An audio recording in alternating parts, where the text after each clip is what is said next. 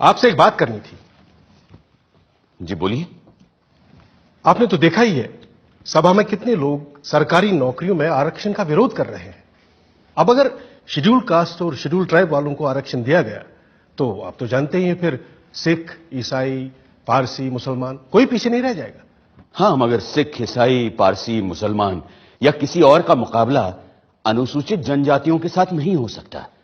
ये सारी जातियां पैसे वाली भी हैं और सोशली सिक्योर्ड भी। ठीक बात है, पर अगर एक बार आरक्षण का दरवाजा खुल गया तो देखिएगा सभी लोग अपना हक मांगेंगे और हिंदुओं के लिए सरकारी नौकरियों में जगह नहीं बचेगी, जबकि संख्या में वो सबसे ज्यादा है। आप चाहते क्या हैं? सिर्फ मैं ही नहीं, सरदार पटेल भी यही चाहते हैं कि हो सके तो संविधान में आरक्षण की बात ही हटा दी जाए। मेरे रहते संविधान से आरक्षण नहीं हटने वाला, चाहे आप कितना भी जोर लगा लें मुंशी जी। पर कोई रास्ता तो हो सकता है ना? हाँ, एक रास्ता है।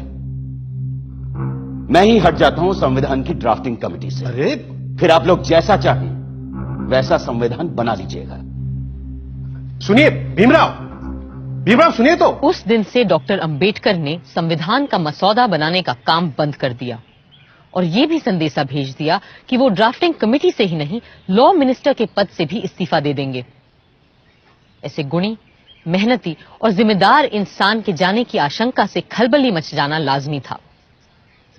अब एक ही रास्ता सामने था और एक ही संकटमोचक।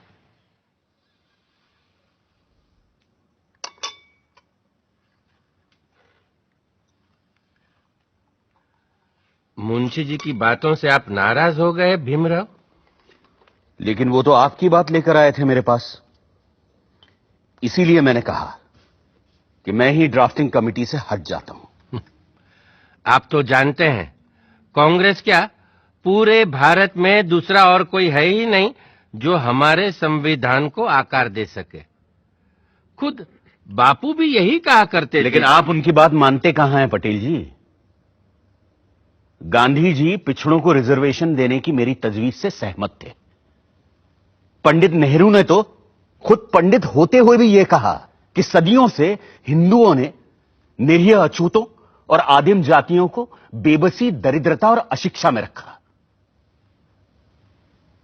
फिर अगर हमें उन्हें सबके साथ बराबर लाना है तो हमें उन्हें स्पेशल ट्रीटमेंट देना ही होगा।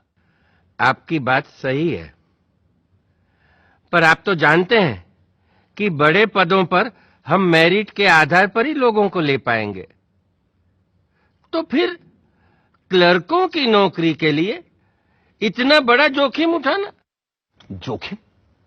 मुझे तो इसमें कोई खतरा नजर नहीं आता। खतरा यह है कि अगर हमने एक विशेष वर्ग को आरक्षण दे दिया तो बाकी के लोग भी आरक्षण की मांग करेंगे और भारत भर में जातिवाद का यह जहर फैलता जाएगा। जहर तो हमने पिया है सदियों से और फिर भी हम जिंदा हैं। रीढ़ की हड्डी तोड़ डाली आप लोगों ने हमारी, फिर भी हम लोग खड़े हैं। अरे एक बार हमें अपने बराबर आने का मौका तो दीजिए पटेल जी, फिर देखिए कैसे हम आगे निकल जाते हैं। और यह काम बिना आरक्षण के नहीं होगा। अगर फिर भी मेरी बातें आपको जहरीली लग रही हैं तो मैंने अपना इस्तीफा तैयार रखा है, आप खुद लेते जाइएगा। मैं बड़ा जिद्दी आदमी हूं अंबेडकर जी, लेकिन मूर्ख नहीं हूं, किसान हूं। देखकर ही बता सकता हूं कि कौन सा बीज कल मुझे अच्छी फसल देगा।